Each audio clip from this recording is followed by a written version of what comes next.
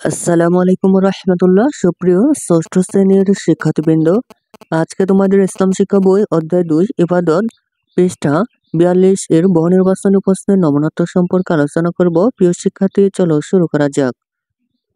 পৃষ্ঠা 42 বহু নির্বাচনী প্রশ্ন। 1 নম্বর প্রশ্ন হচ্ছে, তায়াম্মুম শব্দের অর্থ কি? তায়াম্মুম শব্দের অর্থ কি? উত্তর হচ্ছে একের গ, ইচ্ছা করা।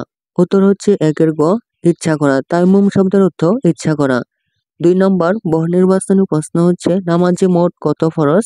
উত্তর হচ্ছে 2 এর ক, 13টি। উত্তর হচ্ছে 2 এর ক, 13টি ফরজ। 3 নম্বর বহু নির্বাচনী প্রশ্ন হচ্ছে, সিজদায়ে সাহু ওয়াজিব হওয়ার কারণ? উত্তর হচ্ছে 3 এর ক, 1 নম্বর নামাজ আদায়ে ধারাবাহিকতা মেনে না চলা। নামাজ আদায়ে ধারাবাহিকতা মেনে না চলা। নিচের উদ্দীপকটি পড়ো এবং 4 ও 5 নম্বর প্রশ্নের উত্তর দাও। লুৎফর আহমেদ বেশ ভ্রমণপ্রিয় মানুষ। একদিন বেড়াতে গিয়ে সীতাকুণ্ডে একটি পাহাড়ের চূড়ায় উঠলেন। তখন আসরের নামাজের সময় হয়ে গেছে।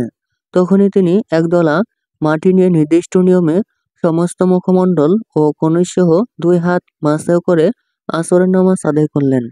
নামাজ আদায়ের ব্যাপারে তিনি যেমন সবসময় তৎপর, তেমনি আল্লাহ, রাসূল, পরকাল ইত্যাদি বিষয়েও তিনি পুরোপুরি বিশ্বাসী। পাশাপাশি তিনি তার চালচলন এবং ব্যবহারেও সংযমী। তিনি কখনো কারো অনুপস্থিতিতে কারো বদনাম করেন না।